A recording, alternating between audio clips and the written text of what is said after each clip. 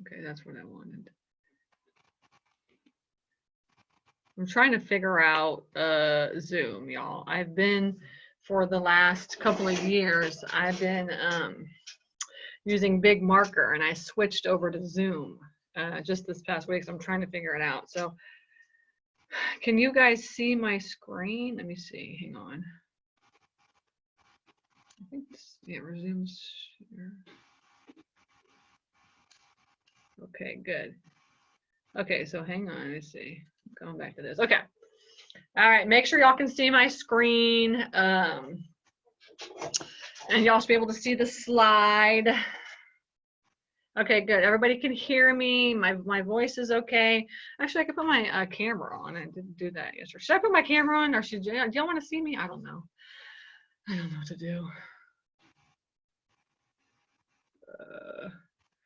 My coach is like, my coach does not use camera. So I was like, well, maybe I shouldn't use cameras. But then everybody's like, we can't see you. So, all right, let's see. So we're recording now. Everybody's hopping on. We had a couple hundred people register for this webinar. So let's just let everybody get on. Here's my video. There it is. All right. Hi, guys. Hey, I'm here. I'm here. I made it. I've been working on my presentation all day. Trying to get it perfect for y'all so you can learn some stuff.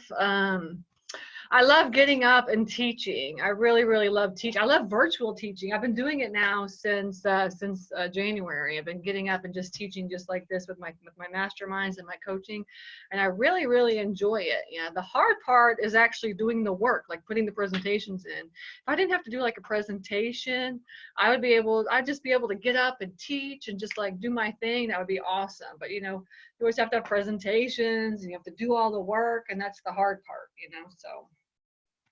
But I'm here, so everybody's here. If you can hear me, say yes. Introduce yourself. Hey, Darlene, awesome. I love it. I saw Rich was here and Richard's here. Everybody's getting on. Awesome. So yeah, if I didn't have to put the presentations together for these things, it would be awesome. And then one day my goal is to actually have somebody do that for me. But I'm the type of person, like, I kind of have to figure it out myself first. And then once I figure it out, then maybe hire somebody. But anyway, so that's kind of where I'm at. And if you guys are like newbies, go ahead and put in like newbie. I have no idea about storage facilities, and I really want to learn about getting into storage.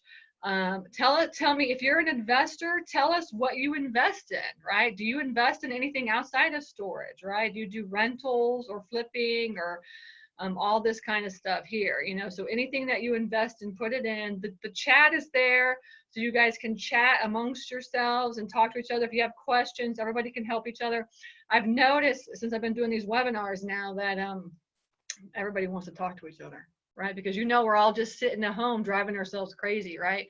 So now, so just utilize the chat. We're all here. So I noticed a lot of people are getting into the Facebook groups and talking a lot more and stuff, you know, because you know, everybody just wants to talk to people because we don't have anybody to talk to, right? So utilize that, and then we'll wait just another minute or so just to get everybody in. I don't know what time it is, so, but we'll just wait just another minute. We had quite a few people register for the webinar, so we'll just wait for everybody to jump on, and then I'll get started and go through everything. And this webinar is going to be awesome because I'm actually going to get on and I'm going to show you online exactly what I do to find storage facilities, right? So it's not like all slides, okay? So you're going to hang tight.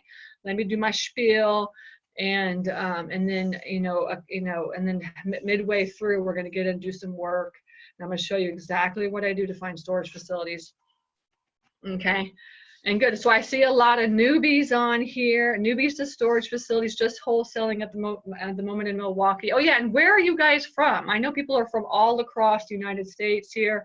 So put where you're from so we can get an idea. Cool, upstate New York, Los Angeles, Salem, awesome. And if you own storage facilities, put down storage, you know, I own them. And if not, say I don't. How many do you own? Do you want to get more? Why do you love storage facilities, right? If you own storage facilities, why do you love them, okay?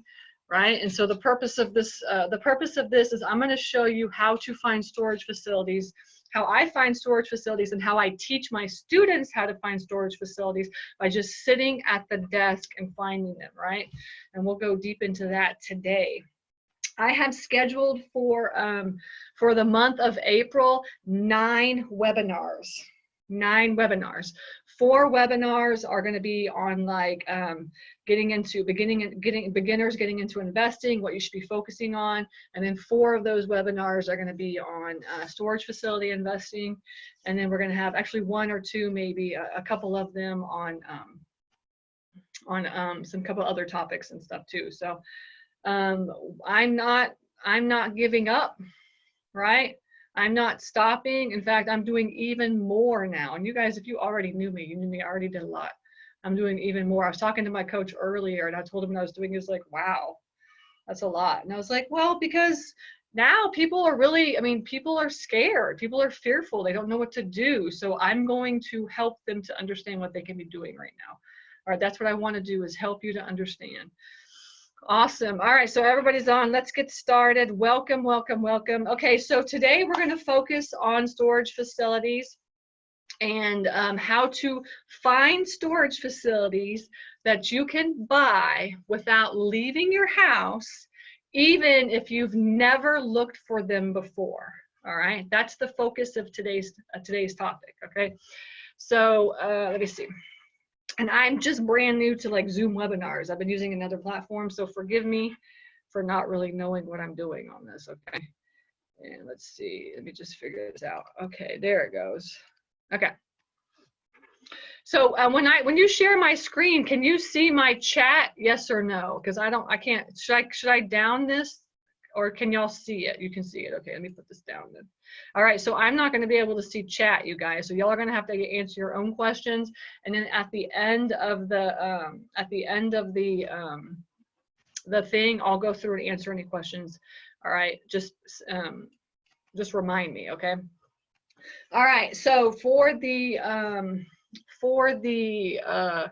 webinar, what we're going to do today is we're going to be talking about like what's next, now what, right? We're going to also talk about the top 3 mistakes that investors are making right now for when they're looking for storage facilities. We're going to be talking about what are the challenges of finding storage facilities. We're going to talk about how you can virtually find storage facilities, and we're going to be focusing on passive income and why passive income is the single most important thing that you should be doing right now. Right, so that is the agenda for the webinar today. Very excited. Thank you all for coming and listening to me. Okay, so let me move this up a little bit. Why invest in self-storage now? Okay, so if we look at the real estate market, right, we're going to be talking about that for just a couple of minutes in just a few slides. We're going to be talking about the history of the real estate market, and we're talking about how times are changing and what's going on, right? So why invest in storage facilities? I mean, actually, for the first time in my life personally, I feel, I feel secure, right? I'm not worried about what is going to happen. I don't think about it a lot, honestly. I really don't think about it a lot. And I want more people to actually be in this position, right? And the reason why is because I own storage facilities. Honestly, it's passive income and it's also wealth. It's building wealth. And we're going to get into, over the course of the webinar, we're going to get into why passive income and why like owning storage facilities is so important. But essentially, why invest in storage facilities? Because you're building not only passive income every single month, you're also building wealth, and you're building value added wealth, right? Which I love is the value added wealth. Okay. Okay, so this is a chart that I've been that I was looking at earlier in the week, and I wanted to point this out to everybody. Kind of what is happening with the coronavirus and the commercial real estate market, right? So when you think of storage facilities, you got to think of the commercial real estate market. You've got to think of, you know, this is not the housing market. This is the commercial real estate market. So now you look at this chart and you can see what has been happening over the course of the last month or so in the commercial real estate area. So, right, so you can see what is being hit hard, right? Obviously, senior housing, skilled nursing, lodging, gaming, student housing, malls, manufactured homes, strip centers. Those are all being hit pretty hard. But look, at the end of all of the different commercial real estate niches that you can get into, right? Look where storage facility it is. Still, it's all the way at the bottom. It's not the smallest, not like it's not like cell towers, right? And that's another thing. You can find storage facilities that actually have cell towers on them, and you can even put cell towers on your storage facilities, right? It's just awesome if you have enough land, of course. But essentially, like, it's of all of the commercial real estate and niches out there, storage, the self-storage industry is one of the ones that gets hit the least. All right, the least. So for me, that kind of just gives me hope, right? That gives me hope. Now there's a whole bunch of like nuances that are going on right now with, like, you know, should I, you know, what if the tenants don't pay? What if, can I do auctions and things like that? And essentially you have to figure that out for each of your states. But overall, I've talked to many investors over the last couple of weeks, many storage investors, and just kind of asked them, like, you know, how did it fare during the bubble? I talked to one storage facility owner that had, you know, has been in the business for like 25 years, and he was like, yeah, we took a hit, like, but it wasn't that big of a hit, right? He said, you know, so so for me, after I've talked to so many people, I'm not going to be lingering on the what ifs, right? I'm going to be focusing on the what can I do now, right? What are the things that I can do right now to make this an opportunity instead of like a devastation, all right? So again, so this, I think this JPEG kind of points out just, you know, how storage facilities fit into the commercial real estate industry. And I think it's a really good point that and I listened to the Self-Storage Association, and if you guys want to go check that out, y'all can. The Self-Storage Association had a webinar a couple of days ago, which was the coronavirus and the self-storage industry and what's happening. And essentially, you know, what they said was like, it's, you know, we're going to be just fine. Everything is going to be just fine.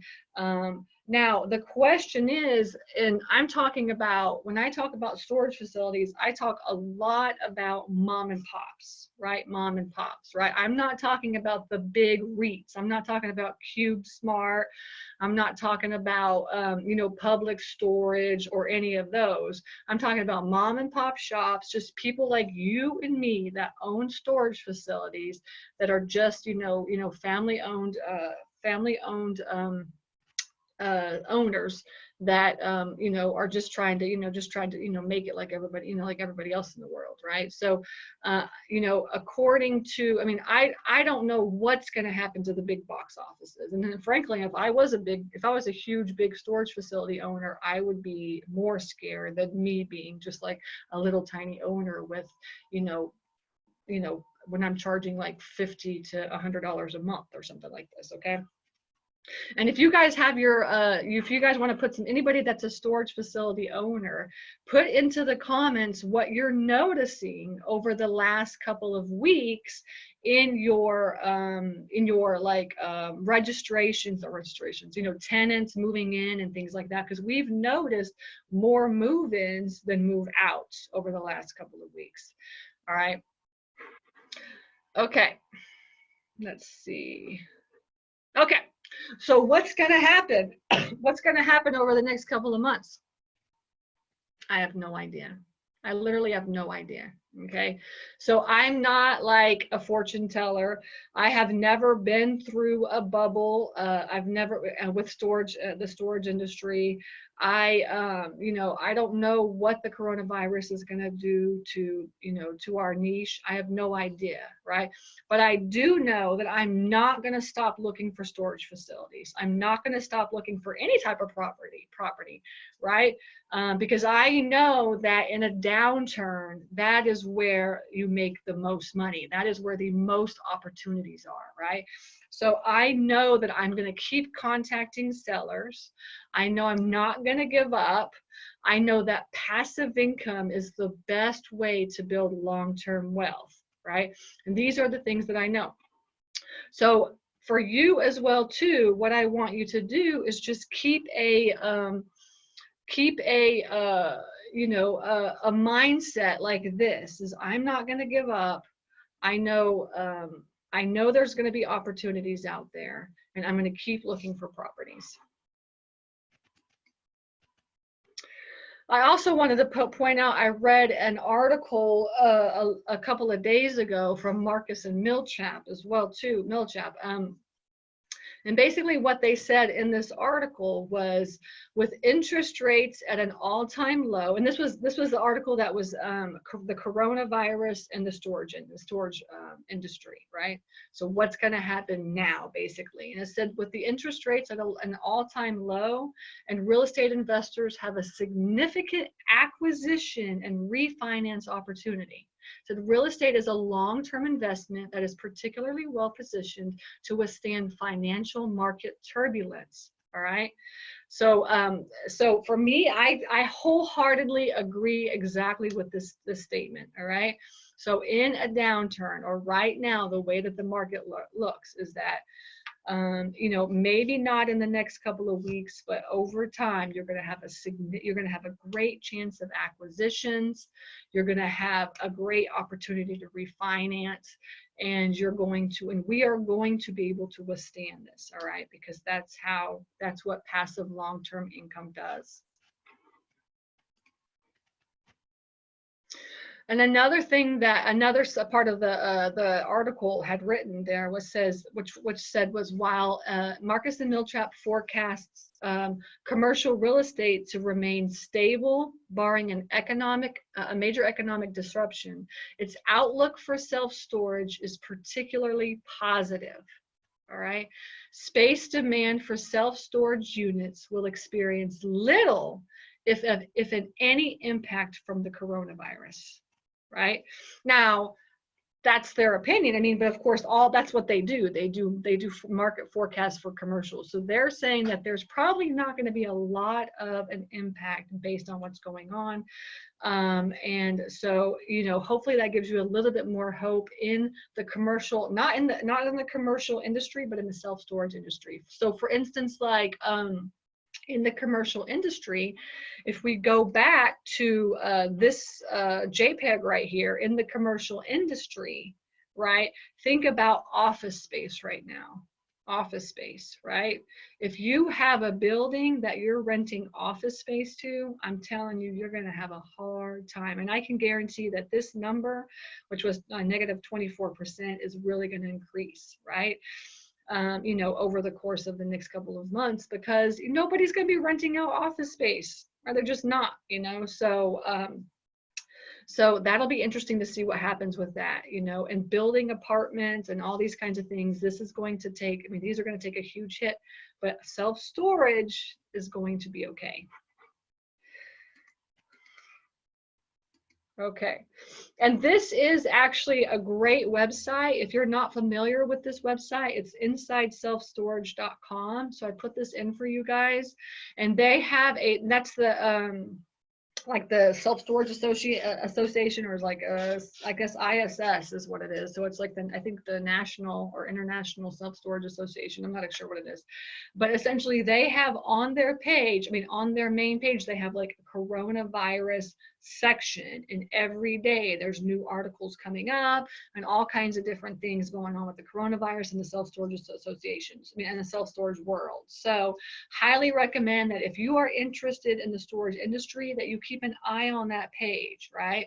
You check it out and read those articles and just become familiar with like what's going on in the market. Okay, so how do investors weather the storm, right? So how are we going to get through this, right? And I've been really trying to read up and trying to figure out, like, okay, so what are the things that I right now as an investor, as as a storage facility owner, I'm a rehabber. I mean, I do everything, right? So like, how can I weather this storm? How am I going to make it through this time, right?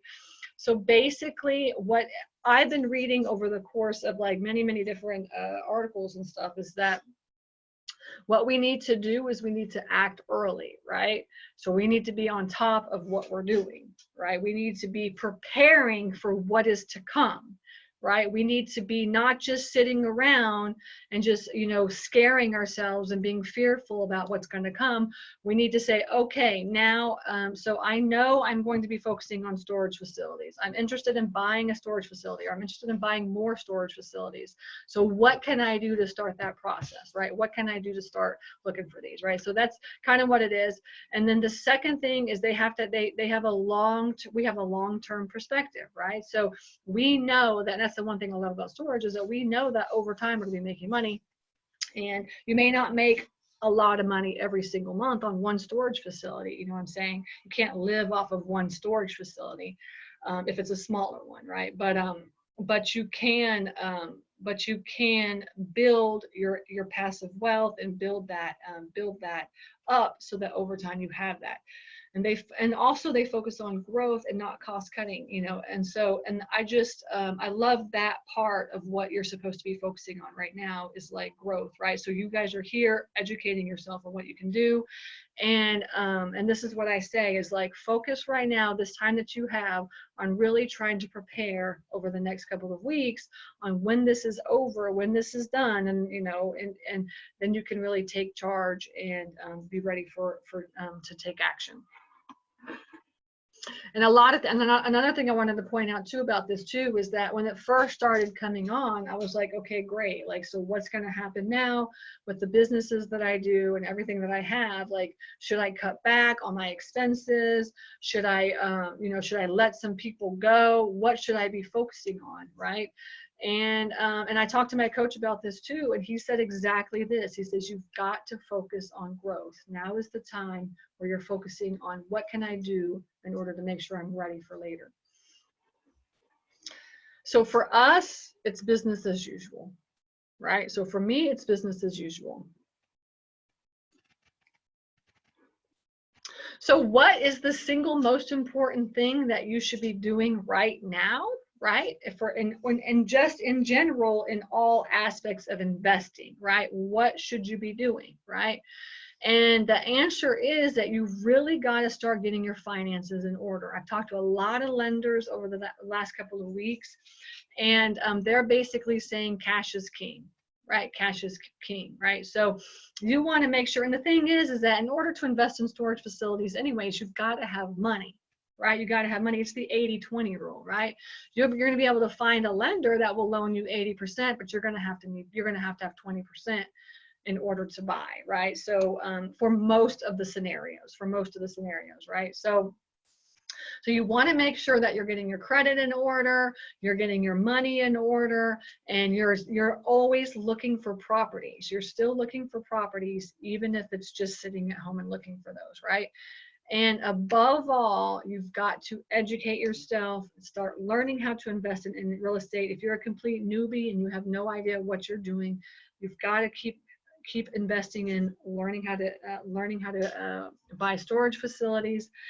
And on top of that, you should join some community where they're going to hold you accountable, and they're going to always be teaching you, and you're going to have like-minded people that you can fall back on when like the going gets tough, right? So I own the South Atlanta RIA, right? RIA is a Real Estate Investors Association. So I highly recommend that you are looking at some sort of a community within your group, within your area, wherever you're located in the United States. And you kind of surround yourself with those people. Yes, it's virtual, but it's still the same thing. So we have a private Facebook group, and everybody's posting in there. Everybody's talking. Everybody's trying to help each other out. Everybody's trying to hold each other accountable. We're all pushing each other. We're all motivating each other. And that's what your group should be doing, and especially in a time like this, right? So, so please try to, don't be an island. Don't be in your house by yourself. Be, you know, doing all the things that you could be doing when you can really have a group that you can fall back onto and turn to when you start really going stir crazy, or you're not understanding deal analysis, or whatever it is. That's what the group is for. Okay. And there are a lot of Facebook groups for storage investing. So if you can always go onto Facebook and just type like storage investing. I have a book. It's called Super Simple. I mean, I have a group. It's called Super Simple Self Storage, and that's my group. So I highly recommend that you go find that. And this is where everybody can talk to each other and ask questions and like post out your deals and whatever you need. That's called Super Simple Self Storage. And then there's a whole bunch of others. There's like 5 or 10 other groups. There's not a lot of groups, right? That's the really cool thing about storage, the storage industry. There's only like 5 or 10 groups. But you know, join as many as you can, and then start reading the posts and, you know, getting involved and trying to keep yourself involved in this community. That's the one thing that I love about the storage industry too, is that it's a very, very small niche of people, right? A very, very small niche of people. Okay. All right, so these are kind of some of the questions that you're probably asking yourself right now, right? So in all the midst of all of everything that's going on, so especially for storage facilities, you're asking yourself like, how do I pick the right market? Is where I'm living, is this a good market, or is this not a good market, right? How do I find properties? Right? Where do I look and how can I find properties? Can I wholesale storage facilities, and how do I do that? Right? How do I create an LLC? How should I be, you know, how should I be owning these properties? And how can I get a hold of owners? Right? How do I do that as well too? So these are kind of some of the challenges and questions that are coming out that I see from my students and from others that are interested in owning storage facilities.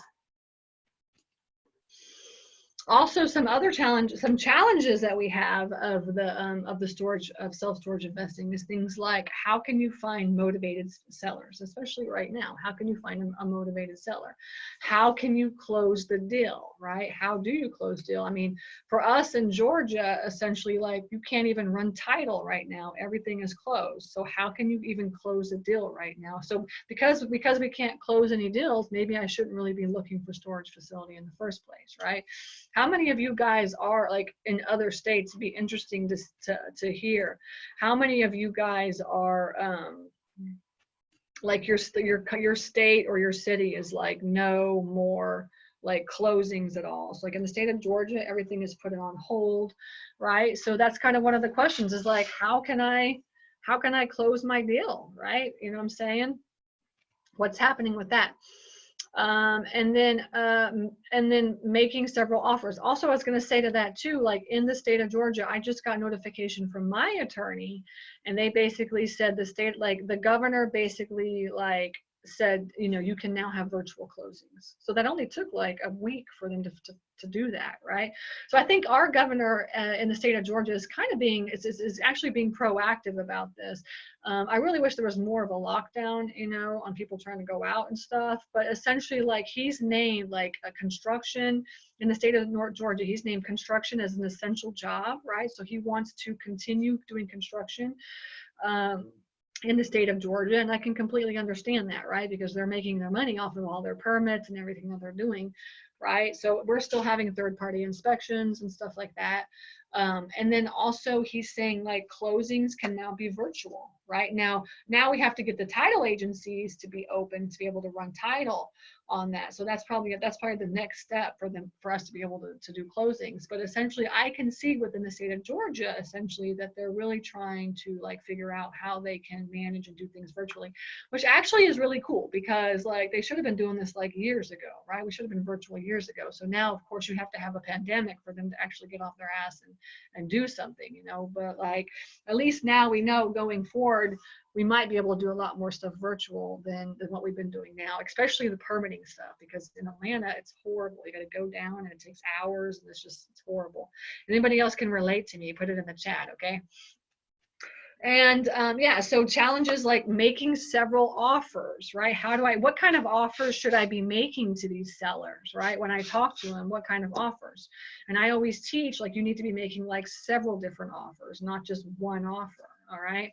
And how can I do all of this from my house? How can I do this, right? And how can I adapt to what's going on, right? So these are kind of some of the things that we're going to be going over today.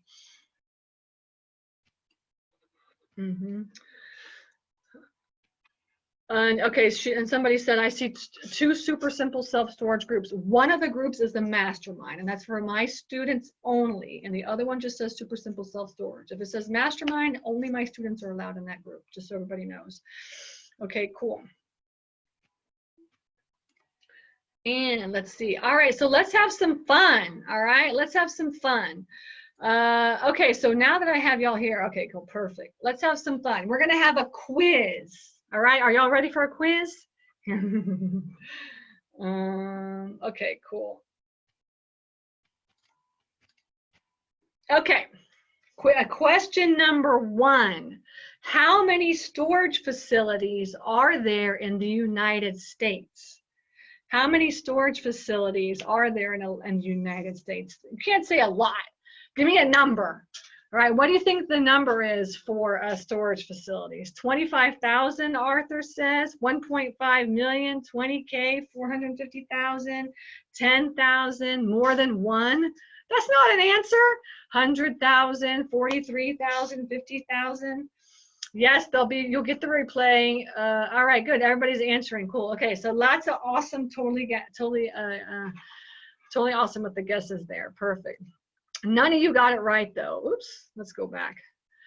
The United States has an upward of 500,000 storage facilities. There's more than 5 times the number of Starbucks. 500,000 storage facilities, right? Can you imagine? 500,000 storage facilities.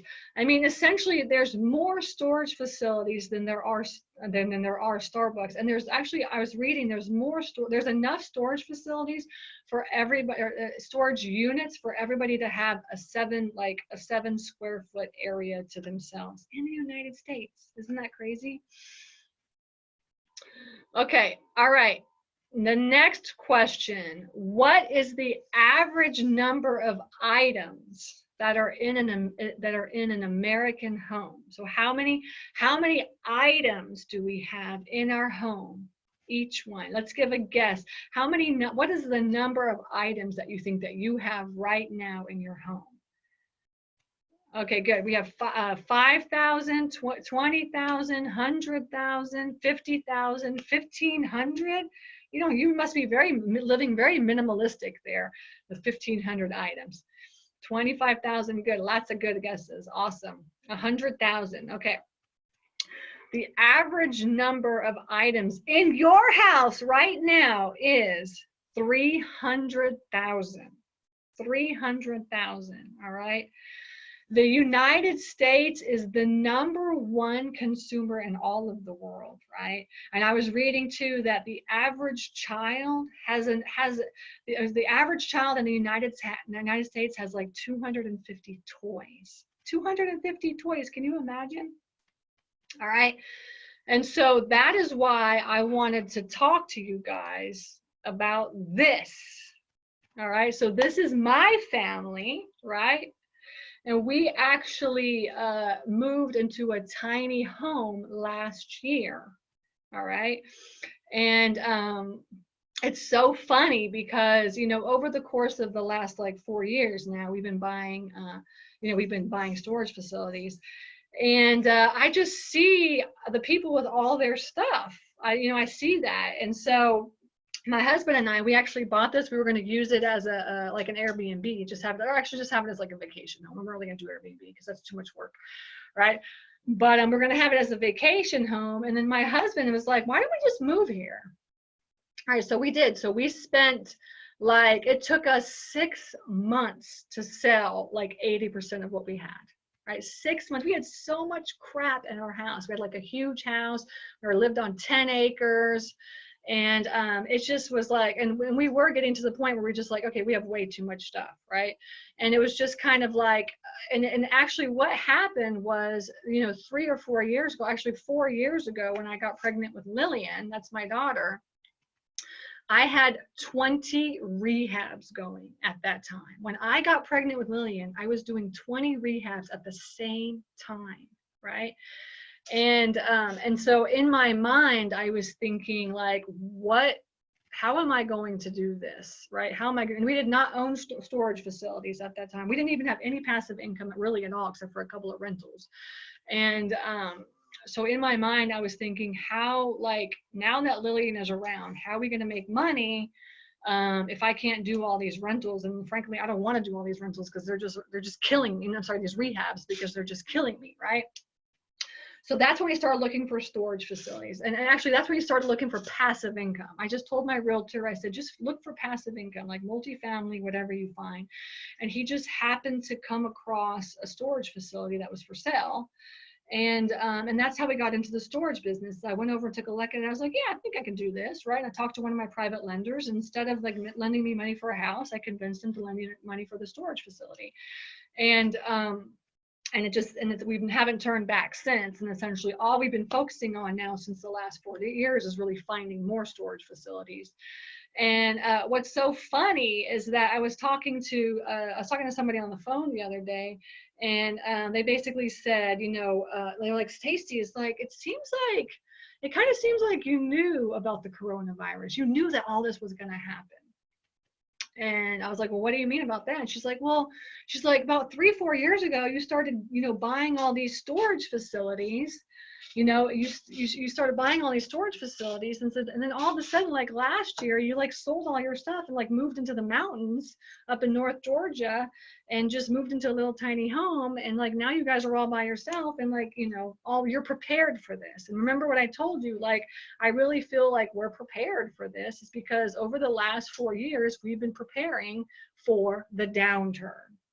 We've been preparing for the downturn. Now, everybody say a recession, downturn. We don't know what's going to happen. I don't know what's going to happen. All I know is that we're in the 12th year of an 8-year cycle on average, right? And so I knew that eventually the downturn was going to be coming. And so over the course of the last couple of years, my husband and I have been preparing for the downturn, right? And so, and this is like basically what I was doing up until like, actually I'm still doing a rehab right now. So I'm still doing rehabs, but up until 4 years ago, I was concentrating on just doing like rehabs. That's all I did. And I would take just like regular homes like this. I didn't do huge, big rehabs or anything like that. I just did like, simple ones, but I would take regular homes like this and I would turn them into this. And that's what I did. And so, and then after I started looking for passive income, then I started looking for these. And that's what I do now is I just focus solely on looking for storage facilities and teaching people how to invest in storage facilities. And so, so now you have an idea of like what, where I've been. I wanted to tell you that, okay, so maybe you're not like me. Maybe you're not as prepared as I am, but no matter what, you're here, right now. Number one, you're in the right, where you're with the right people, because you all want to have long-term wealth. You all want to have passive income. You all want to build wealth, right? So you're with the right people, you're at the right place, and you're at the right, and it's the right time, right? So don't freak out because you're saying, I'm not prepared, I didn't do what Stacy did or anything like that, because right now is the best time to prepare for what is going to come. All right, so you are in the right place at the right time. And so, and I wanted to go over this little chart here. I'm going to minimize this and kind of show you this. I feel like this explains who I am based on the market cycle. Okay, based on the market cycle. Because I got into investing actually in 2010 is when I got into investing. So I've been investing now for 10 years. We bought our very first property in 2010. And 2010, if you remember, is kind of like, it's down on the downswing over here, right? It's over, it's kind of, if you had hope and relief, you would have it right here, right? So I came in to the real estate market on hope and relief is basically when I came into the market. All right. And I started, I mean, I did wholesaling and I did rehabbing and I did so many different deals. I've done every type of transaction that you can imagine. I've done it, right? And over the course of the last 10 years, this is literally how I felt. I was like optimistic. I was excited about what's going to come. It was thrilling. In my mind, I was thinking, hell yeah, I'm brilliant.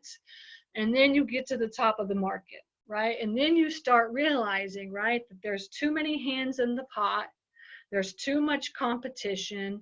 There's not enough buyers. I mean, so there's not enough sellers. There's too many buyers, or vice versa, right? So depending on where we're at now. And I started really right at the highest peak of the area, which was 4 years ago, 3-4 years ago. I started to really think about what I should be doing. And as you can see right here, I started right into this anxiety and denial area. I started thinking like, okay, should I become a long-term investor, right? So I'm actually the typical person, typical investor in the long-term market is what I am. This is exactly how I felt. And so then this is where I said, yes, I should be a long-term investor. And as the market starts crashing, or not crashing, I'm just going to say crashing, as the market starts stabilizing, right, or going down, most of the people are going to be feeling denial, fear, desperation, panic, all the way down, right? But me, all right, as a long-term investor, and as somebody that's investing in my passive wealth, in my long-term wealth, this is not how I'm going to feel, right? So this is what I'm trying to point out, is that you guys should also be in the same position. You could be in the same position that I am if you start learning and educating yourself now and investing and preparing now. Okay, now is the time, because we are getting into this area down here is where we're getting. So you want to start focusing now. But what I love is, do you see at the very bottom, the highest potential for earning is going to be at the very bottom of the market. The highest potential of earning is going to be at the very bottom, right? So are you prepared to be able to buy in the downturn, right? And that's where we want to be right now. Okay. There it goes. Okay, so why trust me, right? Why trust me? Okay, so like I said, I've been working in the real estate market now for almost 10 years. All right, I've done over 100 rehabs in the last 5 years. 100 rehabs. Can you imagine? I've completed several hundred transactions in the last 10 years.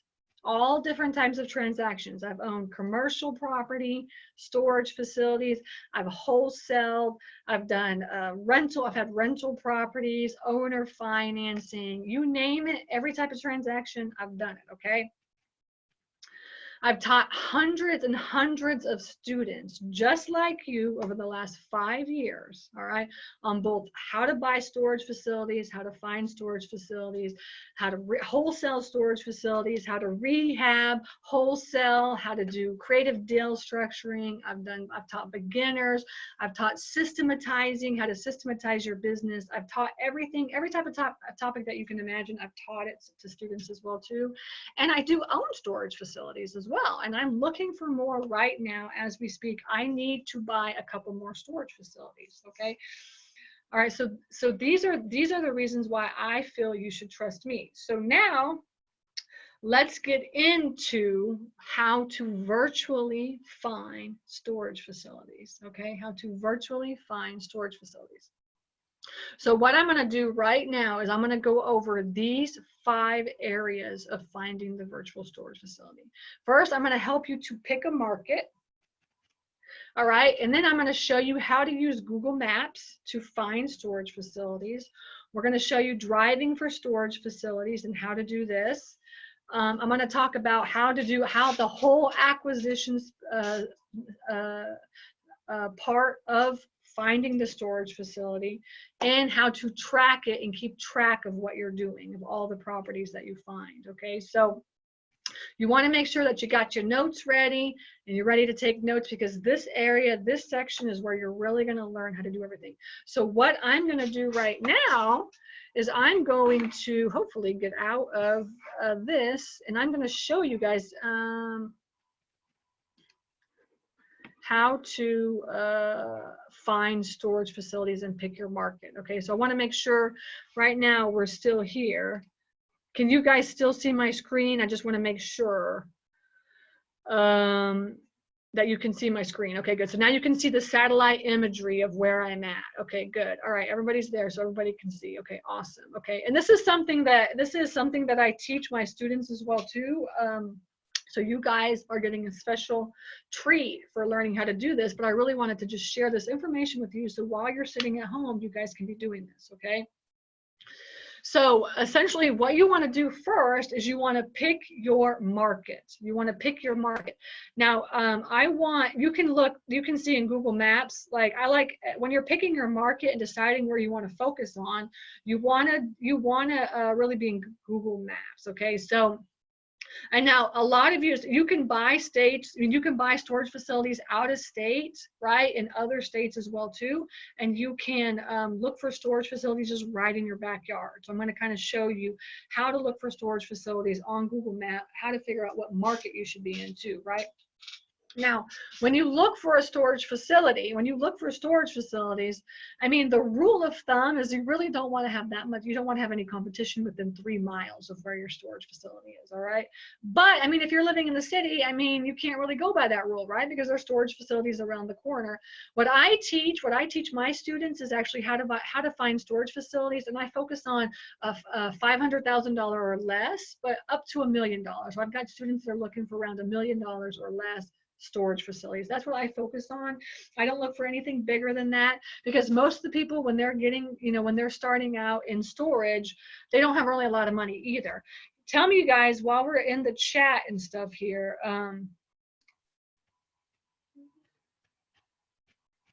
oops, hang on. Make sure, can y'all see my screen share? I just want to make sure. You guys can see my screen share. I just want to make sure y'all can see. Oh, you don't see Google Maps? Yeah. Oh, you don't see Google Map. We see your PowerPoint. Okay, sorry. Okay. Hang on. Let me figure this out. I got it. Okay, thanks. All right. There I am. Let me share again. I think I have to change the screen. So thank you guys for telling me this. Not this one. There it is. Okay. Now you should be able to see the Google Maps. Okay, that's what I was talking about. Okay, good. Awesome. Okay. Okay. All right, good. So, so when you're picking your market, when you're looking for your market, right, you want to make sure that you don't really have any competition within 3 miles.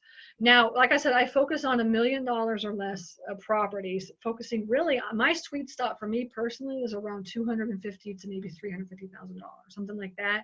But $500,000 or less is going to be like a typical mom and pop shop, okay, a mom and pop shop. And And so you tell me in your market, if you have an idea really where you're at, kind of what's the average cost of a storage facility for you that's, let's say, maybe 100 units or less, something like that, or like maybe 20,000 square feet or less or something, or 10,000 square feet or less.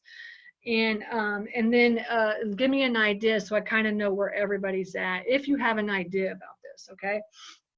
So, but what I do and what I teach is I'm going to focus on like just smaller mom and pop shops. Okay. I'm not going to go out like to big, huge units, right? Because it just gets to be too expensive. A lot of people don't have that much money. Okay. So I live in Jasper, Georgia is where I live, right? So I live outside of the city. Now let me zoom out so I can show you guys where I live in respect to Atlanta. Okay. So there's Atlanta, here's Atlanta, right? And then here is where I live, all the way at the top in Jasper. Can everybody see that? I just want to make sure. Okay, good. All right, so as you can see, I'm like, I mean, actually that's really not that far. We're like from here to Marietta, we're like an hour. And then from here to downtown, we're like another hour. So we're like 2 hours from downtown, essentially.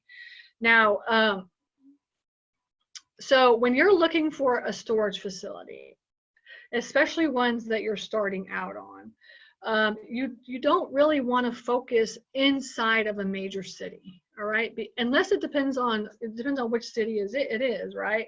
I have a student that's in Columbus, Ohio, and she's looking in Columbus, Ohio. It's going to be a little bit more expensive to do, property and to do buy storage facilities there, but they're really, she's looking around because there's really not in her area, the area that she's living in, there's not a lot of storage facilities.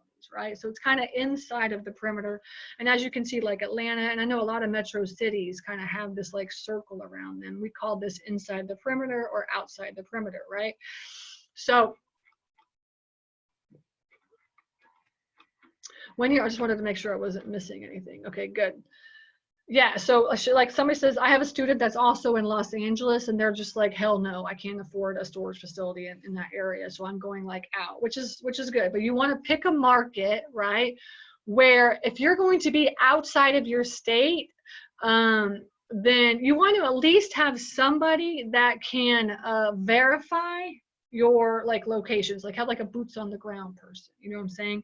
But it's not, it's not necessary to have that, but essentially you're going to either have to go there, and right now to fly is kind of hard, right? You can't really fly to it. But if you had a boots on the ground person to go and take a look at the facility, then you could really look, anywhere in the United States, right? I focus on where I live. I focus on 2 hours from where I am. That's our goals. I mean, essentially that brings me kind of like in all of this area. Even if I do 2 hours north, I can go into North Carolina, South Carolina. I can go into Alabama, Kentucky, Tennessee. I mean, I'm all over the place over here, right? So for me, I say 2 hours from where I live, okay? But honestly, me driving around, or me just looking in an area like from here to Blue Ridge to Cornelia to Calhoun, I mean, this is quite a huge space for me to be looking for storage facilities, because there are a lot of storage facilities in this area. I haven't showed you yet how to look for them, but this is how you're going to look for them. Okay, so you just want to pick a market where you can find a storage facility that you're going to be able to afford, right? So you have to put 20% down, right? You have to put 20% down. So make sure that you can, wherever you're looking, you can put 20%. Most of my students, we can't afford stuff. We either don't want to or can't inside the city. And what I do is I tell my students, like, just consider the difference between a business and an investment, right? Because a lot of times when you're going to buy like inside of a city anyways, or around a city, it's going to be a business and not an investment, right? Because there's no room to grow, there's no value add, anything like that. Okay, so what I like to be outside of a city, right? And then I know that there could possibly be value add in those facilities. Okay, so let's just say, like, so I'm in Jasper, Georgia, okay? And so now this is gonna be my market. This is what I'm gonna look for. I'm gonna do is I'm gonna look up on Google Maps, I'm gonna look up storage facilities, right? I'm going to look up like storage, right? Now, when you look on Google Maps and you type storage, right? Let's say it's looking right in my area here. Then you can see, and I'm going to just close this. You can see,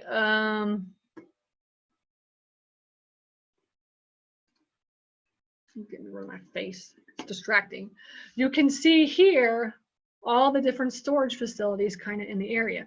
And now this is only by looking up the word storage. That's all I did was look up storage, okay? So as you can see here, there's a Georgia Mountain Storage, CNC Southern Storage, Oaks Climb Storage, Affordable Storage, right? Canton Waleska Storage. And you want to look for storage facilities that are mom and pop storage facilities, okay? Now, one thing that we didn't talk about is how owners get their listings on Google Listings, all right, or Google My Business or whatever it's called.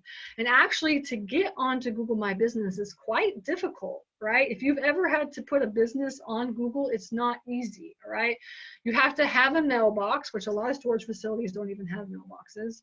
You have to go, at first you have to go online and you have to go on to Google My Business, and then you got to fill out all the stuff about your company. You got to add pictures. You got to send a postcard to the storage facility. You got to get the storage facility. You got to take it. You got to put the code in. You got to set it all up, right? And it's quite difficult, honestly, for storage for anybody to do, really. So that's why there's not a lot of businesses on Google My Listings, because it's kind of a hard task to do. And you know, a lot of these owners, all right, a lot of owners that are in this area, they're like older, they're in their 70s, 60s, 70s, 80s, and they don't want to be screwing around with like Google and all this stuff, you know what I'm saying? So you want to find the ones, the goal is to find the ones that are not on Google Maps, that are not listed through Google Listings on Google Maps, okay? Does that make sense? I'm going to pull up the chat again, hang on, right here. Yeah, so I don't miss any questions or anything like that. Everybody's here, everybody's answering. Okay, good. So, so you want to make sure you're finding, so obviously here, when you type in storage, you can see there's a lot of different storage facilities here. The one thing that you notice, right, when you type in storage is that there's no Cube Smarts, there's no public storage, there's no U-Hauls, there's nothing like that. In the areas that you want to look at, you want to make sure that you extract those out of your list, right? You want to extract those out. Now, we don't know if these are big or small storage facilities. All we know is that it's a storage facility, right? So let's say Georgia Mountain Storage right here. It's got, you know, here you can take a look at it and see what it looks like. It doesn't really look, honestly, like a big one. It looks kind of nice, right? It's got lots of pictures, you know. So obviously somebody is taking care of this listing and this website. And you can see, and like they've got a website, they've got everything on here, right, that they need in order to run this business, okay? So you don't really want to, you know, you don't want to contact, now I contact everybody just in case, I just always contact everybody, but you want to be looking for ones that are not on Google Maps, right? And that's what I'm going to show you as well too. So now another thing that I wanted to show you is that, so you can see just by looking here, you can see affordable storage is here, Weston, Mountain Rentals, all of them are all right here that know how to get on Google listings. Now, one thing you do notice about Jasper, right now, Jasper is a very small town. It only has like 5,000 people living in this town, right? And look at how many storage facilities are in this town. It's like ridiculous how many storage facilities are here, right? So me personally, I live in Jasper. I'm not looking for Jasper. I'm not looking in Jasper to buy. Why would I not look here? Because there's way too much competition. There's way too much competition, right? So, I mean, you know, so I'm not gonna buy in this area as well. So this is one thing that you can point out by just even Googling storage on Google Maps. How many storage facilities are in your area? I wanted to point out too is that as you can see on this one, you can also look up self-storage, right? So there's a couple of words that you want to look up. All right. Now, when you look up self-storage, there was some that popped up, new ones that popped up, and then there were some that taken away, right? So you want to always, you want to look, you want to change your wording when you're looking for, looking for storage facilities. So you want to look up warehouses, self-storage, mini storage, storage facilities. If anybody can think of any more, let me know. But basically, those are the four main ones. Okay, so you want to look up mini warehouse. See, mini warehouse. And then you look up mini warehouse, and look, you even have even more. Look, one's coming up here. There's a mini storage. Mini storage is a good one, right? So the thing with storage facilities is that people are calling them like mini storage, mini warehouse, like all different kinds of like wording and stuff. Like there's no real wording that we can use. So you want to make sure that you're checking all of the wording, okay? So let's just take out warehouse too as well, and then you can kind of see the difference between that as well too. So you have a refrigerated warehouse, but you do have, and if you zoom in, you can look and see if there's just warehouse coming up. And there's not a lot of warehouse coming up in this area, but you always want to look it up just in case, okay? You always want to look it up just in case, okay? So that is like, that's really how you're kind of just starting out, is you're looking up on Google Maps keywords to find your areas, and then you really have to look around. So let's just say that I want to look at like in Dawsonville, right? Let's just say I look in this area. I say, okay, I only want to be in Dawsonville and look in this area, and I'm going to look up mini warehouse. Let's just see what comes up. So you can see there's a Puckett's mini storage, a Birds, a 400 mini Birds. All right, so you can see there's storage coming up. In this area, there's, let's look up storage as well. So you can see even more came up over in this area, right? Now, I have driven this road, the 53, many times, and the truth is on this 53, there are a lot of storage facilities, and they're not even on this map. They're not even on this map, all right? So what we need to do is we need to find some storage facilities. So what I want to do is show you now how you can move to satellite imagery, okay? And you want to zoom in, and you want to start looking for storage facilities, right? So I'm going to show you what some look like so that we can try to find some. So look, this is Emma Colola's Extra Attic. Okay, which is just actually this is just a gas station just coming up. Emma Colola's Extra Attic. You can see it's got junk and stuff here, right? But as you scroll down, you can look and see here is storage. This is storage facility right here, all right? And this did not even come onto the map, all right? This did not even come up, and there's a storage facility here. So you're going to scroll through, and it's very time consuming. I get that, but it's kind of fun. It's kind of like hidden treasure map, right? When you were a little kid, you used to be like, "Ooh, let's find some treasure." Now you're looking for some gold treasure, right? So this is one storage facility that is not even on Google Maps, right? That you can call, you can try to find out the owner on. We'll get into that in just a second. And so then you'll kind of back out, and then what you're going to do is you're going to now you're going to have to start looking for more storage, right?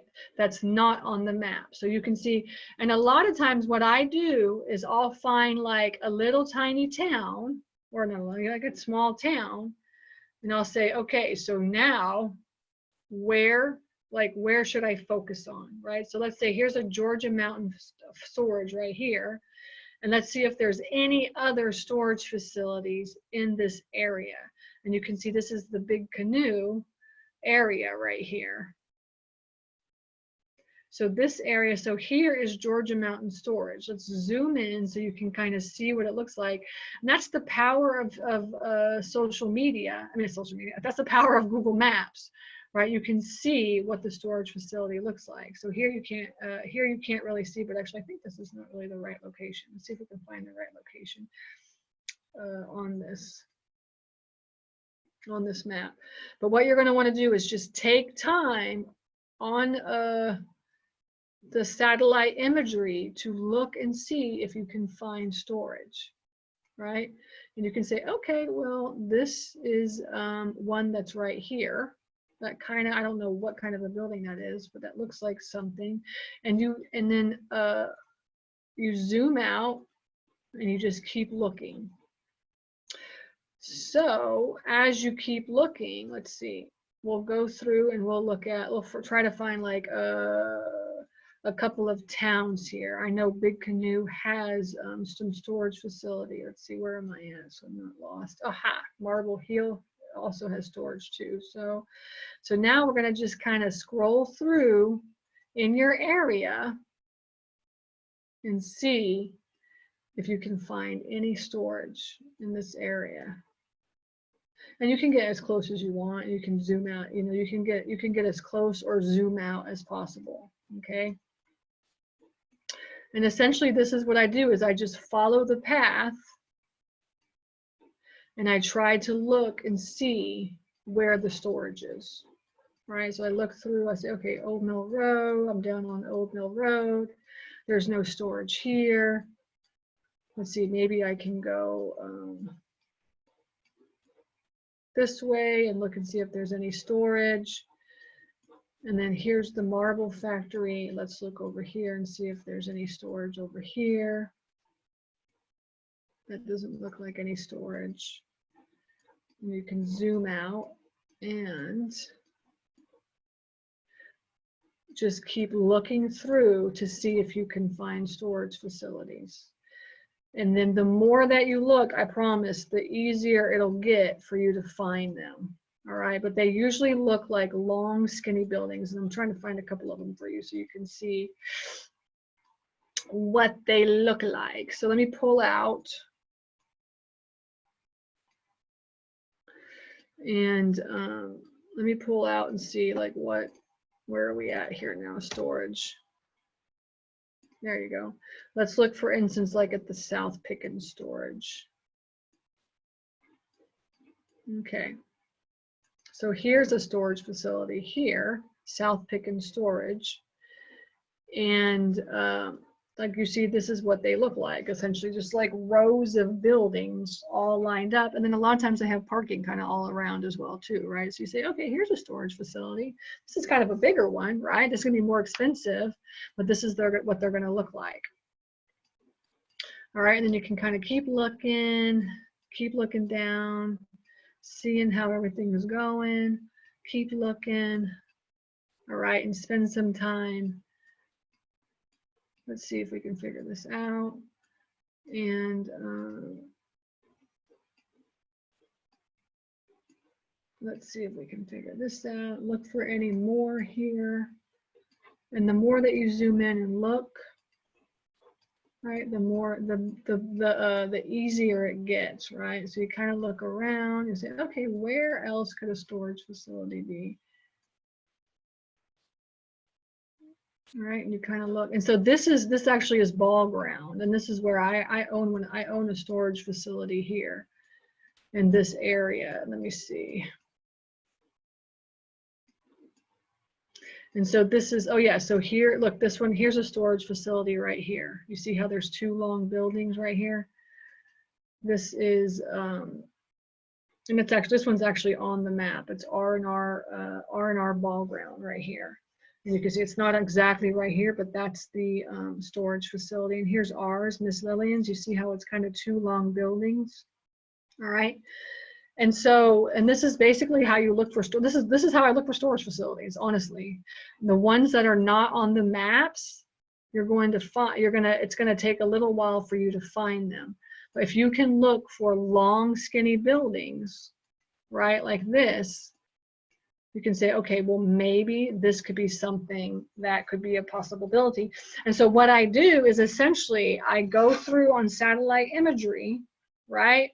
And then I write down all the addresses of where the storage is, right? I write down all the addresses.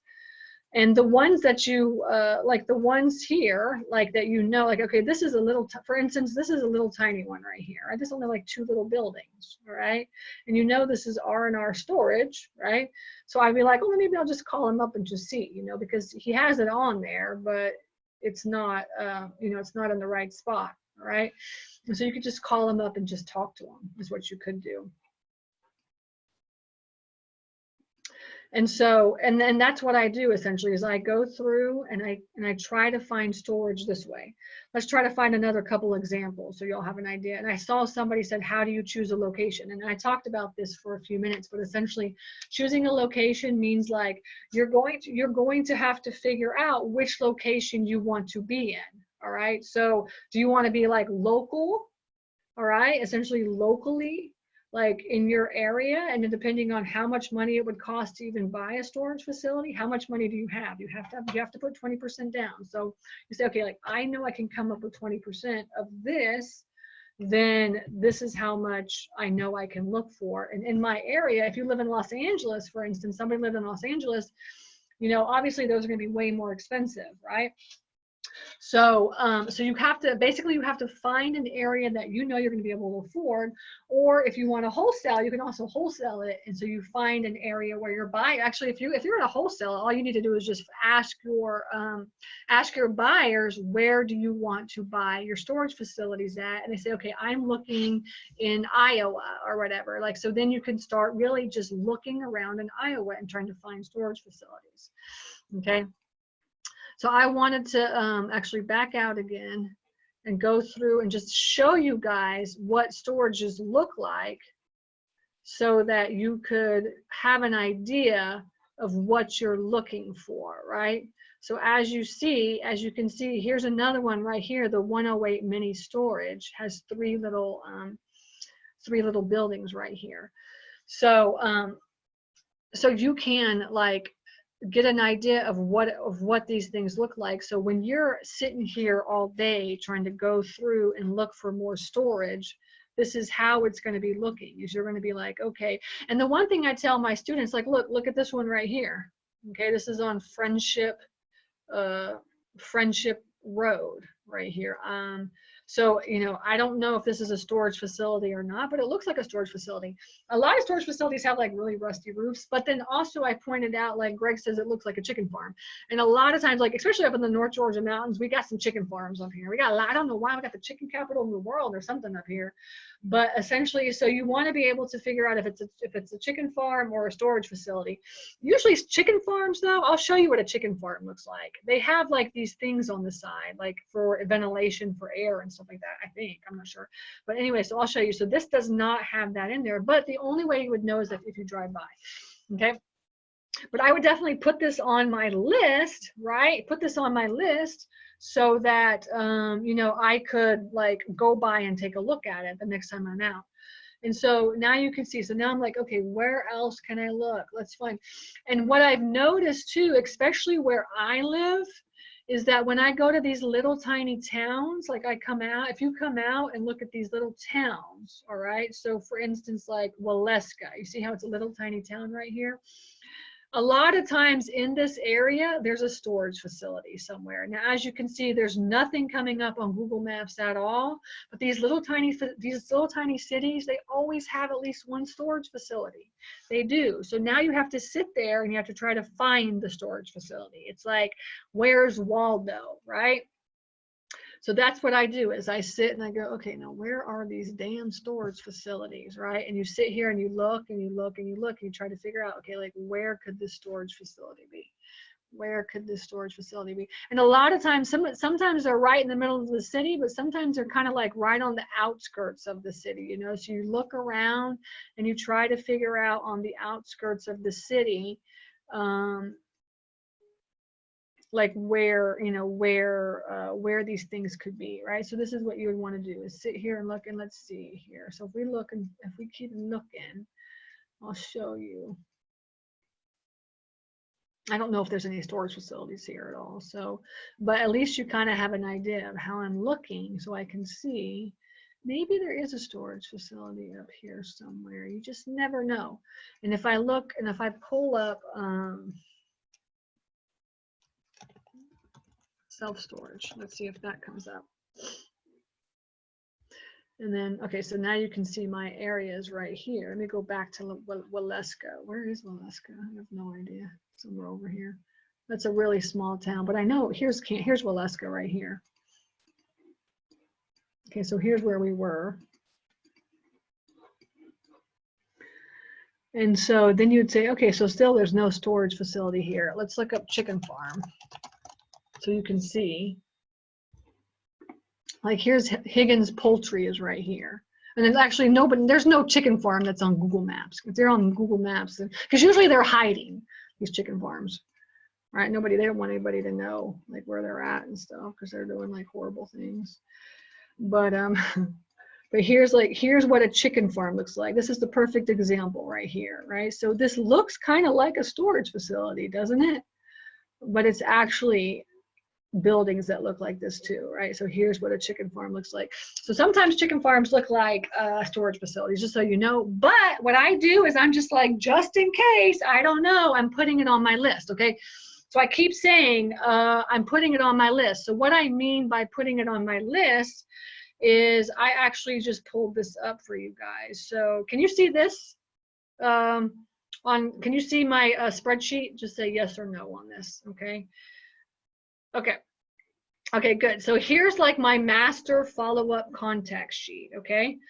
All right, and so this is where you can see, let me get this out of the way. So you can see this is kind of like my master sheet. So when I'm sitting there and looking for storage facilities, I'm putting the company name here if I have it, the address here, right? You can just add another street if you need to do this, insert to the left, and then do like cross street.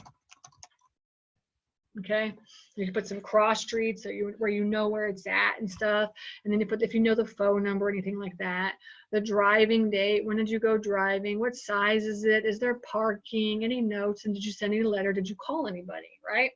And what date did you call them? Just like my master contact sheet is what it is, okay? And so this is where if I drive and I say, okay, I saw one on Friendship Road or whatever it was, and I would just put this here, and I would put the cross street or whatever, and I would put it as in like Waleska, you know. So then I would say like, okay, so now when I'm driving, I know where to go and look. Okay, I know to go and look at them. Now, I'm telling you, this is the way that I have found my abandoned storage facilities. And this is the way I've put several storage facilities under contract, is by just sitting with Google Maps up and looking for storage facilities this way. And yes, I get it, it's time consuming, but I mean, what else are y'all doing? Just sitting at home, right? So now might as well take advantage of your opportunity. Take advantage of the opportunity and looking for storage. Let's see if we can find some more storage facilities. Where else can we look? Let's look up storage, and let's look up another town. Let's see. Let's see. And like, you know, so a lot of the times, like from like Waleska to Rydell, like in the middle of nowhere, there's like a whole lot of nothing right there, guys. So I mean, you know, you're not going to really find something like in between here. Few and far between do you find that, but every once in a while you do find that, right? But like if you go to these little tiny cities like Rydell, right? If you go up in here, like here's an Owens mini storage right here in Fairmont. Oh yeah, so let's go look here. So you can see this one is on the maps. So this is actually I've driven by this one. It's not really on them. It's not really good actually. There's no pictures or anything like that. And that's another thing is when you're looking at like this one too, like for instance, when you click on this one, look at this. It says Owens Mini Storage, right? You can see there's the picture of what it looks like. Is there a website here? No. I mean, somehow they got onto Google Maps, but they don't even have a website. They have nothing at all, right? So for me, this one would be an awesome opportunity. I would definitely put this on the thing, and I would try to call, and they even have a phone number, so I would just call them and I would be like, yo, owner, what's up? Right? And I was like, actually I wouldn't say that. I would say like, I would say like, hey, like, because my name is Stacy Rossetti and I own a couple of storage facilities and I'm looking to buy another one. Would you be interested in selling?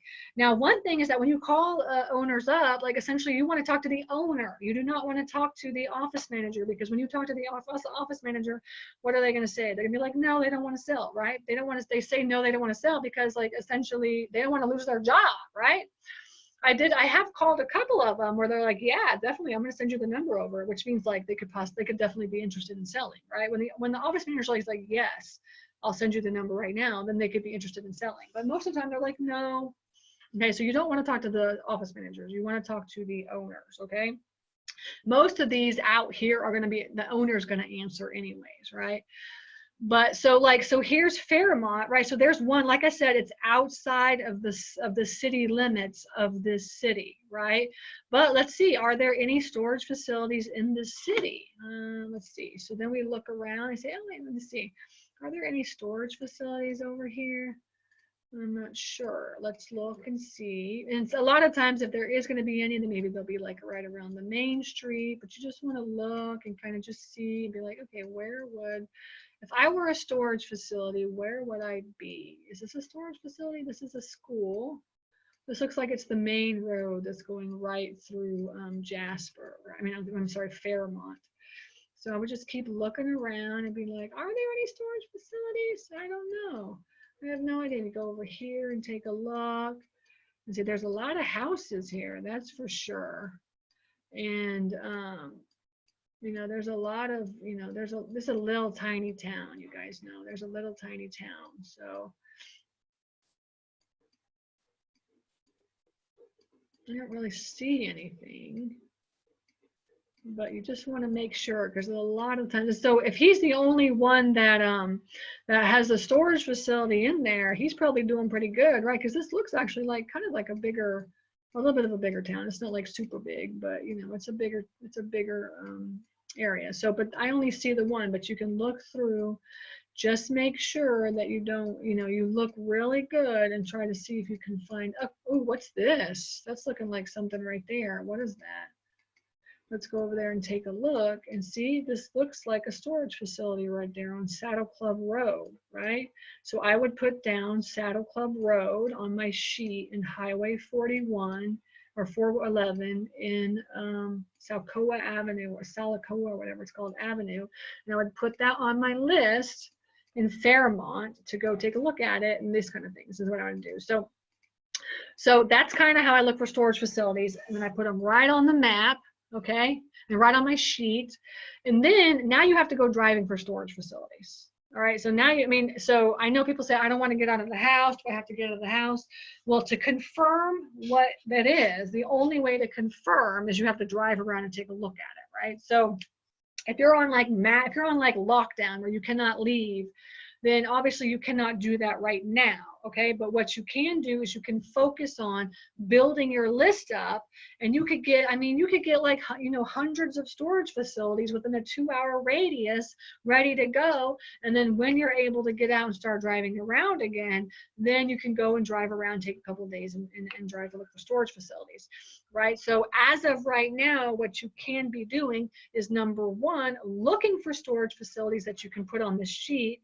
And number two, I would put on this sheet all of the storage facilities that you find that are not big box storage facilities, or number two, they're not, they don't have duplicates, like they don't have 2 or 3 or 4 or 5, right? Something like this, like, so just like a one-off, right? Because sometimes you'll see like in the city, like in Jasper, we have one person that owns like 6 storage facilities just in the town of Jasper. I'm like, what the hell are you thinking? I don't know. It's not even that big of a town. But so like you don't want to put those down on your sheet, right? Because that's just like too much. But you can make sure I do that. You can look for storage facilities and build your list up. Look up storage, look up mini warehouse, look up self-storage, look up warehouse, look up mini storage, right? So you want to switch your words up and look it up on Google Maps. So while I'm here, I got the chat up, and I want to say like just what is all the questions that everybody's having about that, because essentially that's the steps. That's what I take in order to find my storage facilities. So, yeah, and so Kaylee's saying, and she's one of my students, if you can't drive, you can look at the street view and see if there's a sign or a number to call. Yes, that's a good idea. Thank you for reminding me about that. So you can actually go into the street view, and exactly what I did, like Owens right here. And let's go see Owens. Let me just click on this. Is it gonna, oh, maybe I already have it open. Yeah, Owens right here. And then you can click on this. And then you could be like, oh, look, oh, look at that beautiful storage facility. Oh my gosh. And then you try to figure out if you can see a sign, right? So, I mean, this one's kind of far away, as you can see, right? So it's going to be hard to see any signs. But like a lot of them, they'll have their phone number like right on the side of their building, right? So, right, so that's a great tip. So thanks for reminding me about that. So you can always look up the phone number if you do the street view. Let's just see if we can do that for, let me see, go back out. For the one in Fairmont. And here, this one that I found. Let's see. Scroll down, and then get in, zoom in. Where was that one? Right here, Saddle Church. Let me see if I can jump onto the street view of this one right here. And you just drag it over and then boing. No, how do I do that? Street view. It's not working for me. So, okay, obviously I can't do street view there. Okay, so you can't do street view on that one. But some of them you can, right? So like the major roads, I'm sure if I came over here, I could do like the street view, but maybe on this road right here, they don't have it yet. So, and let's see. So then you can, so yeah, so that's what you can do too, to find storage facilities. Any questions on that? I'm gonna, if I can answer those. When underwriting a storage facility, specific reference, okay, I'm only gonna be answering questions on on what I'm talking about now. I'm not going off on any tangents or anything like that, okay? Let's see, what else? Is the average what is the average sales price in this area? All different prices. Every price you can imagine is all here.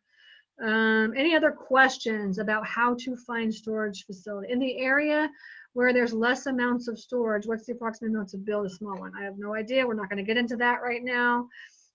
So we're not talking about building storages. We're not talking about DIL analysis or anything like that. All we're doing right now is talking about how to look for storage facilities online. All right, and how to contact the storage facility owner. What I do personally, as you can see from my sheet, is I write it down, and then once I write it down, I call them. If I can, I drive by, try to figure out if there's like a phone number or anything like this. At least get the address and try to figure out the address, and then I skip trace it. I skip trace. Try to get the owner's information. I send a letter not only to the address but also to the owner's personal mailing address. All right. So I skip trace, and then I mail letters out, and I call, and I leave voicemail, and I text, and if I can get an email, if I skip trace and get an email, then and then I email them as well too. So I try every means in order to get a hold of the owner. Okay, that's how I handle it. So if you have any questions on, yes, I have had luck on mailing to owners. All right, so I mailed a letter to an owner like a year and a half ago, like maybe even a year and a half, 2 years ago, and a year later he called me. He said he was ready to sell. All right, so yes, I have luck on that. Okay, so the parking column is like, do they have parking there? Like, how big how big is it? What's the size? Maybe what's the square footage? And you can add to this. You can put whatever columns. If you wanted to put square footage here, square feet, and you want to instead just put units here, something like that, you can do that. So whatever, so that's kind of how you and actually the more that you use this spreadsheet, the more stuff you're going to be adding to. You can be like, oh, I really want to know that. Oh, I really want to know that, right? Yes. So yeah, so you can skip trace. I use American Tracers to skip is what I use. American Tracers for me is the perfect skip tracing company, because they give you like emails, phone numbers, addresses. They give you relatives information. They give you a lot of information. It's more expensive. It's probably one of the most expensive skip tracing companies out there, but that's what I use. Okay, so especially for storage facilities, because like you're not really skip tracing a lot. Like I'm not doing batch skip tracing or anything. I'm not doing like 5,000 names. I'm doing like maybe 50 names or 10, 20 or 30 or 40 names or something, So, but anyways, the purpose of this webinar is to go over just how to virtually find storage facilities and put them on your spreadsheet. All right, that's what we're talking about today. And let's see here. So let's go back to this. I'm going to finish up on this because I have a couple other things. The one thing, so we went through all of this. Let me do a big screen here. Can you guys see my screen? It's back to the presentation. I just want to make sure. Where's my chat at? Yeah. Okay, the one thing that I love about storage facilities, oops, go back, is that you honestly don't, right now, you don't even have to talk to the owners. You don't even have to go and actually face-to-face talk to them, all right? Instead, you can just like call them on the phone and talk to them. If they're interested in selling, I'm telling you, they're going to tell you they're interested in selling, right? I have a student that's on the call, and I can see him on the webinar right now. And he's wholesale storage facilities, and he just calls them up and talks to them on the phone is what he does, right? So I just want to make sure, you guys can see my screen. Where's my chat at? Is it on the other screen or what? Hang on, did I lose it? Go back. Where is my screen? Chat. Alt H. There it is. Okay, y'all can see my screen. Good. Okay. All right, so now you see like you can just call them up, talk to them, build your list, and then and you don't even have to go out and talk to them if you don't want to. And even if you do want to go out and talk to them, you can stand your distance. You could be a long way away, because all it is just an older guy. And the thing is with storage facilities now, is like most of the ones that you're going to find, the ones that I'm talking about personally, it's going to be older. It's like older guys that are owning these things, and they're just like tired of them, right? Jude's on the call. Jude's on the webinar right now. Jude, of all of the 6 or 7 or 8 storage facilities that you have under contract right now, how many of them are older men ready to retire? Right? Answer that question, all right? So that everybody kind of has to gets an idea of that. But and so Jude has been a student of mine now for a couple of months, and he has 8 storage facilities under contract. I mean, so you can definitely find storage facilities. See, and Jude says all of them are just older guys ready to sell, right? And so he's been doing this now, working with me for 3 months. And he has a lot of storage facilities under contract right now. So, okay, so let me go to the next one, the next screen. Okay, so now you have an idea of really what to do, right? So now you can stay at home and just spend. And the thing that I want to say is that what you make a priority, is going to manifest, right? What you make a priority right now is what's going to manifest over the next couple of months.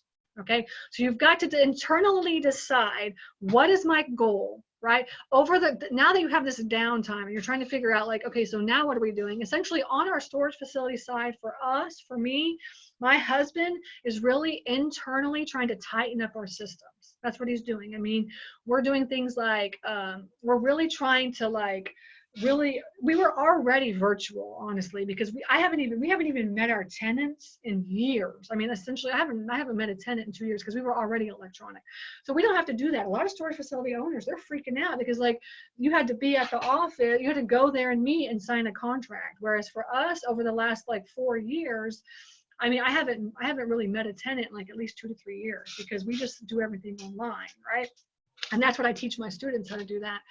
But essentially, so now is your downtime. Now is the time that you have this strategy and you have to execute it. You have to prepare and execute it and make the longest list that you can possibly make, right? So that when the time comes that you can go out and drive. So us in Georgia, you can still go drive around, all right? We're not locked down. I know, for instance, like Maryland and Virginia, they're like locked down now, I think, right? Correct me if you're wrong, right? I think California is locked down, like Georgia, we're not locked down quite yet. So you can drive and still drive for storage facilities. But you want to execute, and that's the way that you're going to have success, right? You want to execute this, all right? So I wanted to get into real fast. I've talked to you guys about, at least this is, honestly, this is just one part.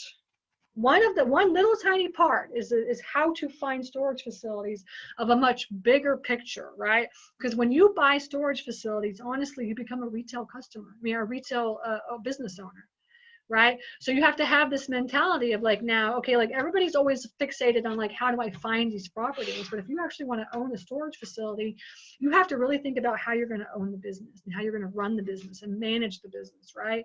It's not just about like buying the storage facility, it's all things in between, right? And so I offer a mentoring program, right? It's called the Super Simple Self-Storage Mastermind, right? I am a mentor. I've been a mentor for at least 6 or 7 years now. I've mentored all kinds of students, hundreds of students, from beginners all the way up to like advanced, like getting, you know, all different kinds of investors, okay? And so if you're thinking like, okay, so now I know I really want to build passive wealth. I know I want to build long-term wealth. I know I want to get into storage facilities, but like, I just know that if I don't have somebody that's there to like hold me accountable and teach me exactly what to do and show me what to do, then like, I don't know if I'm actually going to really be able to do this, right? And so that's kind of what a mentor is, right? I'm your coach, I'm your guide. So I wanted to go over the Super Simple Self-Storage Mastermind so you have an idea of what it entails, okay? So the mastermind, what we do is it is virtual group coaching. I told y'all, I've been teaching virtually for a long, long time. I'm doing webinars for 4 years now, okay? And teaching online for many, many years. And so it's a group coaching session. And all we do is we meet every other week. And it's just like this, where I'm getting up and I'm teaching and I'm just talking and the whole group is involved. And the one thing that I love about group coaching is that it's a group and we're all like holding each other accountable. Because I also want to find storage facilities as well too. And everybody in the group is talking to each other, working with each other, partnering with each other, you know, and really helping each other. So that's the whole point of like virtual group coaching, okay? And so we have essentially over the course of 1 year, it's a 1-year commitment. We have 18 different sessions where you meet every other week and we do the group coaching together. And then we're going to meet twice a year face to face. We'll see how that pans out. It may be virtual. If we have to be virtual, we'll be virtual. But essentially we'll have 2 masterminds where it's like 2 full days of us just like, I'll get like guest speakers coming in. I'll have like, we'll go over, you know, all the steps, everything that you need to be doing right now. And what I love about masterminds is essentially everybody in the group gets to say like, okay, this is where I am at. What do I need to be doing right now? These are the wins that are working for me, and these are the challenges that I'm having. What do I need to be doing? And during those 2 days, we get to answer that, right? So that's what the group coaching and the mastermind entail, okay? The one thing I love about the mastermind as well too is the accountability, right?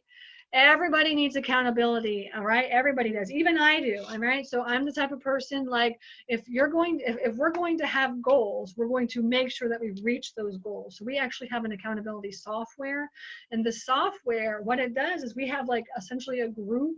The group has goals, right? So every session after we have our virtual coaching session, we come up with the goals. I say, okay, like your homework for this week is to create like 1 new marketing strategy, and for the next 2 weeks, that's your goal. Or your goal is to call 5 storage facilities this week, or 10 storage facilities over the next 2 weeks. Your goal is to do this, and essentially what happens is that the students go in and they'll say, yes, I completed my goal, or no, I didn't complete my goal. And then what happens is it shows what everybody is doing. And then so you can see like, oh shit, like I'm not doing as much as everybody else. I need to step up my game, kind of a thing. You know what I'm saying? So that's what the accountability software is about. And I love it because everybody gets to see what everybody else is doing. All right. Also, And then also another bonus that we have is I have office hours on every Friday, pretty much every Friday. Every once in a while I won't be available because I have something going on. But essentially every Friday, I make myself available for all of my students the entire day, and you set up a coaching call, and then you get on the coaching call, and it's just like, if you have any questions, you're stuck, you need to analyze the deal, you need to know what to do next, you just need to talk about something, I'm here for you. And then we just get on and we talk, and I spend the whole day just coaching and talking to my students, right? So not only do you get me virtually, you get the whole group virtually, but you also get me like just one-on-one time as well too. All right. And you also get the third bonus is you get all of the documents and cheat sheets and templates and anything that you can imagine to run your business, from like I showed you my master spreadsheet template thing. That'd be like something that you would get, and like contracts, which contracts should you be using, any type of system that I have, you're going to be implementing, getting all those systems. So essentially everything that you need to run your company, you'll be getting that over the course of the year, based on like, you know, what we're teaching and stuff, what we're going over, right? And then so what I wanted to do now is basically, I mean, I don't have a lot of space available because I only have so many spaces for the group coaching, but I do have a couple of spaces available. So I wanted to put out there that if you are interested in having a mentor, right, it's really an application based mentorship. Okay, so what I would say is, like, if you're serious, like, okay, like, look, I really want to get into storage, but I'm not 100% sure like what to do. What I'm offering right now tonight is just like an implementation strategy session, right? So if you're interested in saying, okay, like, what are my next steps, right? What should I be doing right now? Like, I know I need to be going online and looking for storage facilities. I know I need to put them on my chart, right? But like, I'm just not 100% sure what I should be doing. Can you help me? What are my next steps? That is where I have the strategy session. Essentially, it's just me getting on the phone with you for 30 minutes, right? And helping you to figure out like what you should be doing, what you should be focusing on, right? And all you have to do is fill the application out, right? So I want an application filled out, and it's just like, for me, a couple of questions of like, where are you at in your life? Have you done deals?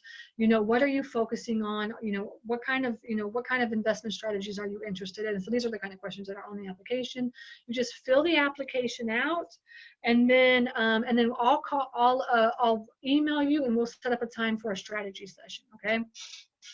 And just for filling out that form, right? Just for filling out the form, right? And coming on and talking with me for 30 minutes, what I'm going to do is I'm going to give you a free training, which is my super simple 6-step storage systems training. Okay. And what it is, it's like it's a 2-hour training on me getting up and talking about the 6 departments that you have in your business as a storage facility owner, right? Your departments are your office admin, your marketing department, your acquisitions department, your finance department, your management department, and your liquidations department, right? And those are the 6 departments that you have as a company. And what that training does is go through each of those departments. It tells you in each one of those departments exactly what you should be focusing on. And what you're going to learn is that owning a storage facility has a lot of moving parts, has a lot of things going on right now, right? So you have to really kind of, I'm very good at compartmentalizing and teaching systems and strategies. I've been teaching systems and strategies for like 7-8 years now. And the way that I teach, and you'll see in this session how I teach and how I'm very systematic in how I teach. So that'll be a bonus. So that is what you get for doing the implementation strategy. So all you have to do is just go on and fill the application out. There's only like 5 questions, 6 questions. So it's not like super long or anything like that. And so what I wanted to do real fast is I wanted to see if I can put that bonus. Does anybody have any questions about that? Yeah, here it is. Perfect. I wanted to get this and put this into the chat so you guys can have it in the chat as well too. And let's see, here you go. Where's the chat? Come here. I'm not understanding. Where's my chat at? There it is. So here is the link for the implementation strategy session. All right, I put it in. So for anybody that's interested, And let's answer some questions now. How much is the Mastermind program? It's $497 a month is what it is. It's a payment plan. It's really just $497 a month. All right. So so that is what it is. Let's see. In your training, do you focus on us needing to have 20% down to get a bank loan, or do you also talk about making offers, asking the seller? I talk about everything. In fact, what I do in one of the last sessions that we talked about, I talked about even how you can come up with making like 5 different offers to the owner. 5 different, you don't make just one offer. I'm going to teach you how to make 5 different offers. I'm going to teach you everything. I do a 5 offer system. I teach how to find private money. Already in the mastermind, I've brought on how many different private lenders have I brought on that literally are like private lenders. They're like, I want to lend you money and partner or do whatever, like for storage facilities. I brought on hard money lenders, private lenders. I brought in to speak. I've brought in all different kinds of, I brought in all different kinds. I brought students in, lender. I can't remember what I've done actually. Yeah. So Kaylee's saying, yeah, we're supposed to be driving. Aren't we supposed to be driving around? So I just look on Google. We are supposed to be doing something. Yeah, exactly. It does save time. Good. Do you go to your facilities in person? Everything for us is completely electronic. I'm going to teach you how to be electronic so that in a situation like this, you're not crapping your pants like all the other storage facilities are, right? Like I said, I have been doing this now for 4 years, and since day 1, we have been electronic. Since day 1, we have been electronic, all right? And that is what I'm going to teach you. I teach people how to manage their storage facility from their cell phone, all right, or from their iPad. That's what I do. Okay. And that's the best part about it, because you are buying passive income. You're buying storage facilities for passive income. So you want to be as passive as possible, right? This is something that you just get money in. You get money every single month in on. All right. And then you don't have to do a lot of work. I mean, that's the thing. We're busy. We got things to do. We got to make it as passive as possible. Now, the more facilities that you own, the busier you get, right? But essentially, we have 6 facilities, and my husband, he doesn't work that much, honestly. He manages all of our storage facilities. I buy them, he manages them, and I'm like, you don't work. What are you doing? He's just like playing with Lillian all day. He doesn't answer the phones. Okay, so we have somebody that answers the phone, because the thing with storage facilities is that they're calling like all the time, like just randomly calling. You know what I'm saying? So it's like it's hard to run a business that way. But for 1 or 2, it's fine. But like for 6, it's like all the time, right? So we have somebody answering the phones, but essentially, other than that, like it's just him. And I'm like, what are you doing all the time? So you're like working my butt off, and he's just like playing with Lillian. So, all right, what else? Any other questions? Cool. I like making multiple offers. Will we need to buy? Will we have to need to buy more course? No.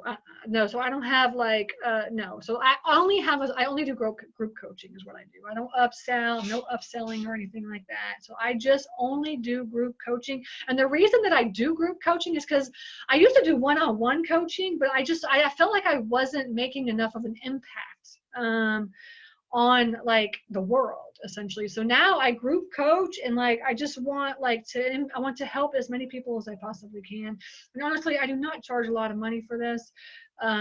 Coaching programs, you know how much they cost, right? It's ridiculous. It's like 20, 30, 40, 50. I know some people that spend like 70 grand on coaching. Actually, how much money, you can put it in there. How much money have you spent on coaching programs before? I spend a lot of money on coaching programs as well too, right? I spend a lot of money, right? So that's why I'm the type of person, like I just want to make an impact, but I got to, I got to get paid for my time as well too. So I think $497 a month is a reasonable amount of money for what you're going to get, the value. And actually, that's not even really. I just put 3 of the bonuses. You get like a gazillion bonuses, honestly. You get like so much. So we talk about that on the strategy session. So if you really are interested, all you have to do is fill the application out, and then you just have to just set some time. We'll set some time aside. I'll figure out what your next steps are going to be, and then we'll talk a little bit about the coaching program. Okay, so there's that. Let's see, I'm going to go through any other questions about storage facilities while I'm here. All right, so let's see. Name of the skip tracing company is American Tracers, so definitely check them out. Have you found that certain town demographics work for best for the storage demand? Yes, yes. Like I said in the very beginning, right? You want to be not in the metro city areas, right? Where's everybody from again? What town are you from? So let's say I'm from Atlanta, so I'm not looking in Atlanta, I'm looking outside of Atlanta, right? I'm all over looking outside of Atlanta, okay? So, and then actually I really only want to be in the North Georgia mountains. That's where I want to be. That's where I want my storage facilities to be for right now. That's my goal. North Georgia up into maybe North Carolina or South Carolina. And so that's kind of where I look. It's just right in this area. That's it. And drive around and try to find storage facilities and call. And then what I do is I follow up with my owner. So did you see on my master spreadsheet, there was letter number 1, letter number 2, letter number 3, like every other month I send a letter out. Like it's not just a one letter. It's like, hey, I'm here. Hey, I'm here. Hey, I'm here. Don't forget about me. And that's why I said, like, I had one guy that like he had gotten a letter from me, like a couple of letters from me like a year and a half ago, and he called me out. You know what I'm saying? So you have to be on top, and it's always key is in the follow-up.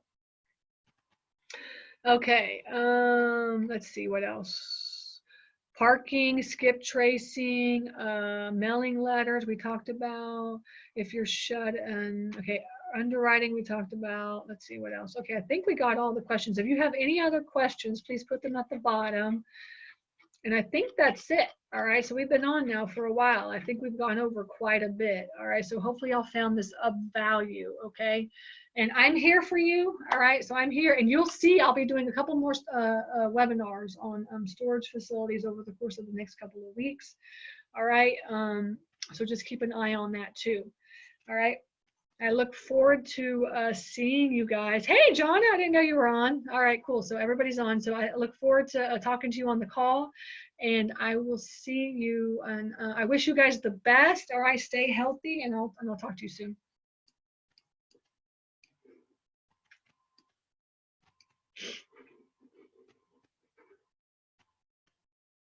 Okay.